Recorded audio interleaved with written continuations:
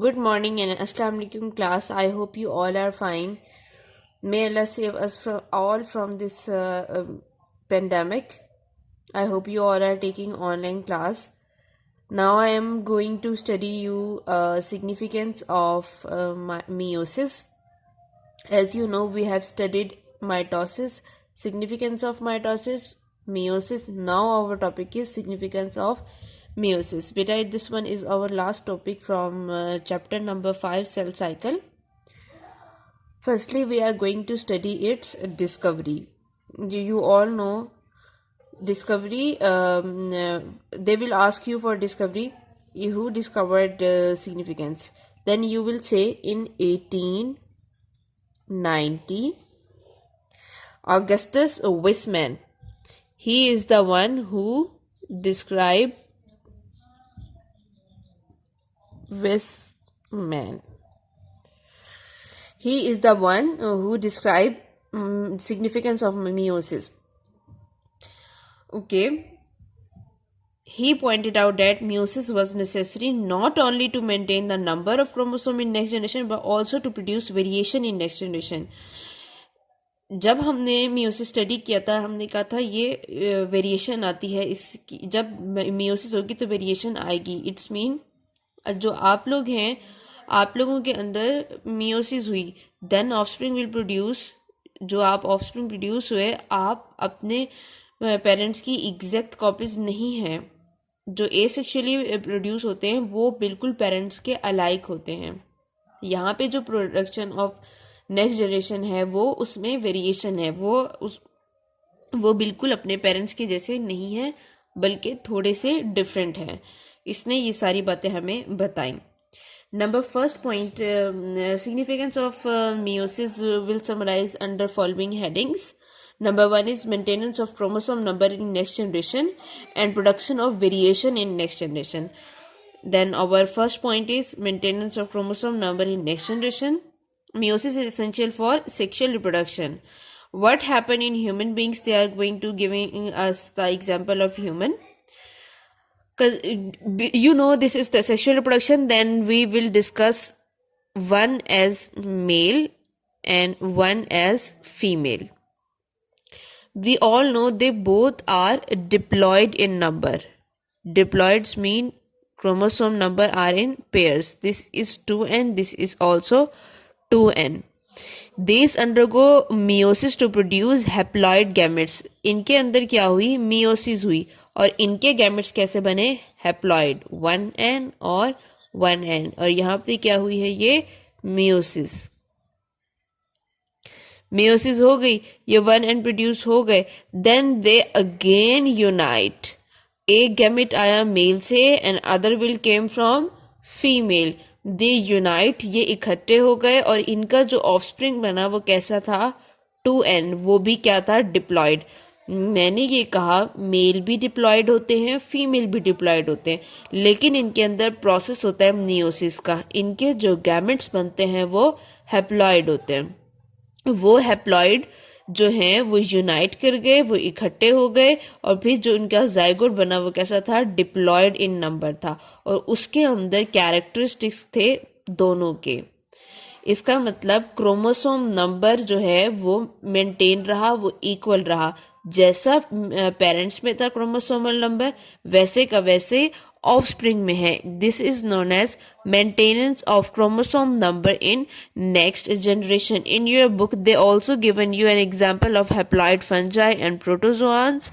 And plants by giving you sporophytic generation and gametophytic generation. We have studied in humans. We have studied the significance and maintenance of chromosome number in humans. Now we are going to study it in plants. Firstly, this is the life cycle I have drawn for you. Now I am going to explain it. This is diploid sporophyte. This is known as sporophyte. Sporophyte is a generation which will always be diploid. And this generation is known as gametophyte. Gametophyte will produce gametes and sporophyte will produce spores.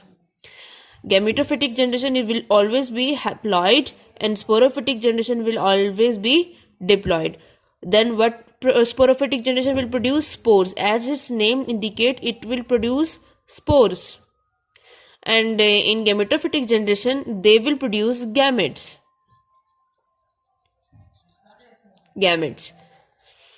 Now consider sporophyte. The life cycle will start from this point. This is sporophyte, diploid. It produces spores.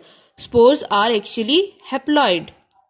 Haploid spores develop to form gametophyte. Now gametophyte produce two types of gametes. Both are haploid.